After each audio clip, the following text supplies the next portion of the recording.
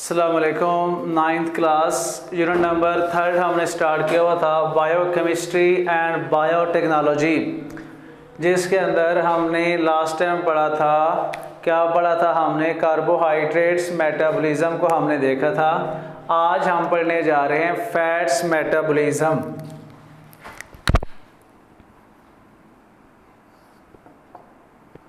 Fats metabolism.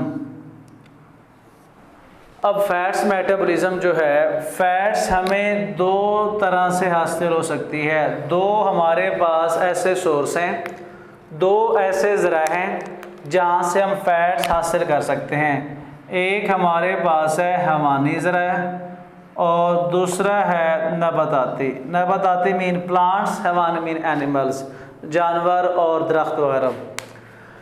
अब हवानी ज़राए में से हम फैट्स कैसे हासिल कर सकते हैं? हवानी ज़राए से हम घी हासिल कर सकते हैं, मक्खन हासिल कर सकते हैं। चर्बी वाले गोश्त से हम फैट्स हासिल कर सकते हैं।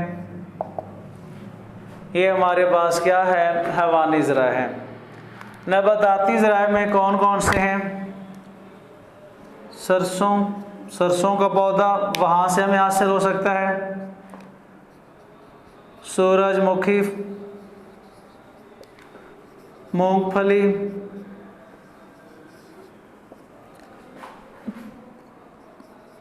बनौला, मकई वगैरह। ये हमारे पास क्या है? ये हमारे पास नबाताती ज़राए हैं। हम पढ़ रहे हैं फैट्स मेटाबॉलिज्म। अब फैट्स मेटाबॉलिज्म के हमारे पास कितने ज़राए हैं? दो, हैवानी ज़राए या नबाताती। नबाताती मीन पौधे वगैरह, हैवानी मीन हैवान, जानवर वगैरह। तो जानवरों से हम घी हासिल कर सकते हैं। ज़रिया फैट्स हासिल करने का, घी के अंदर फैट्स पाई जाती है, मक्खन के अंदर फैट्स पाई जाती है। चर्बी वाले गोश्त जो हैं वहाँ से भी हमें फैट्स हासिल हो सकती है। नबाताती ज़राए, अगर हम नबाताती ज़राए देखें तो उनमें सरसों का पौधा है, सरसों से वहाँ ऑयल हासिल होता है। सूरजमुखी है, मूंगफली है, बनौला है, मकई वगैरह है। ये तमाम चीज़ें जो हैं ये इनका सोर्स किसका है? मेटाबॉलिज्म का है, फैट्स मेटाबॉलिज्म। अब फैट्स मेटाबॉलिज्म जो है ये छोटी आंत में होती है। छोटी आंत, स्मॉल इंटेस्टाइन जो है उसमें हज़म भी इसका वहाँ पे होता है और प्लस जज़ब भी वहाँ पे।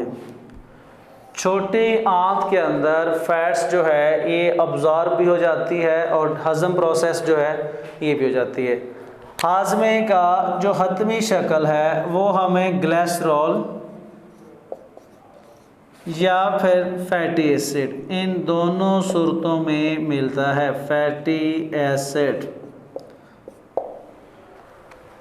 फिर सुनो, फैट्स मेटाबॉलिज्म के दो ज़राए हैं, हैवानी ज़राए और नबाताती ज़राए। अब हैवानी ज़राए कौन से हैं? हवानी ज़राए में से घी है, मक्खन है, चर्बी वाला गोश्त, वहाँ से हमें फैट्स हासिल हो सकती है। नबाताती ज़राए में सरसों का पौधा से हासिल होती है, सूरजमुखी, मूंगफली, बनौला, मकई वगैरह। अब फैट्स जो है, फैट्स छोटी आंत में हज़म भी होती है और वहीं भी अब्ज़ॉर्ब हो जाती है। अब जब हज़म हो जाती है तो हमें हतमी फॉर्म में ग्लिसरॉल और फैटी एसिड फॉर्म में मिलती है। हमारे जिस्म के अंदर ऐसे टिश्यू पाए जाते हैं जो क्या करते हैं? जो फैट्स को ज़ख़ीरा करते हैं, फैट्स और फालतू चिकनाइयों को ज़ख़ीरा करते हैं। उनको हम क्या कहते हैं? एडिपोज टिश्यू कहते हैं। जो क्या करते हैं? फैट्स, फालतू चिकनाइयाँ जो एक्स्ट्रा मिकदार में बॉडी के अंदर चिकनाई जमा हो जाती है, उनको क्या करते हैं? ज़ख़ीरा कर लेते हैं। इसको हम क्या कहते हैं? एडिपोज टिश्यू कहा जाता है। आपको शॉर्ट क्वेश्चन आ सकता है, एडिपोज टिश्यू क्या है? तो हमारी बॉडी के अंदर ऐसे टिश्यू पाए जाते हैं जो फैट्स और फालतू चिकनाइयों को अपने अंदर ज़ख़ीरा कर लेते हैं। उसको हम क्या कहते हैं? एडिपोज टिश्यू कहते हैं। उसके अलावा शदीद भूख की सूरत में,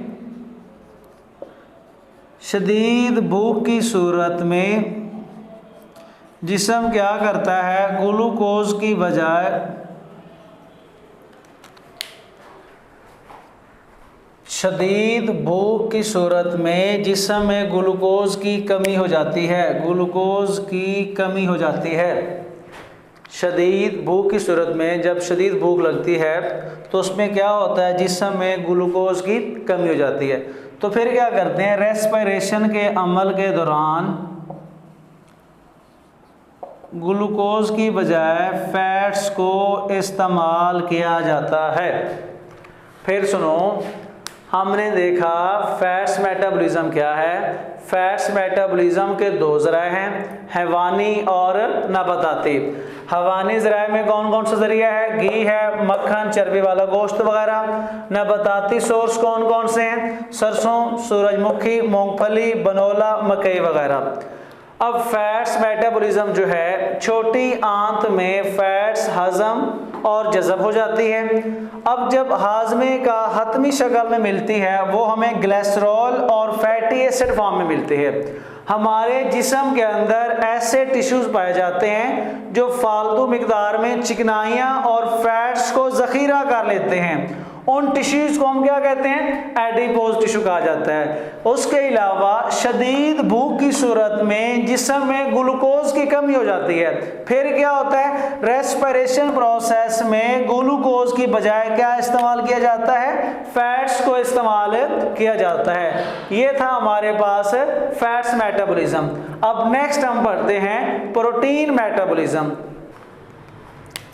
नेक्स्ट हमारे पास है प्रोटीन मेटाबॉलिज्म। नेक्स्ट हमारे पास क्या है, प्रोटीन मेटाबॉलिज्म है। प्रोटीन का जो हाजमे का अमल है वो मैदे में शुरू हो जाता है।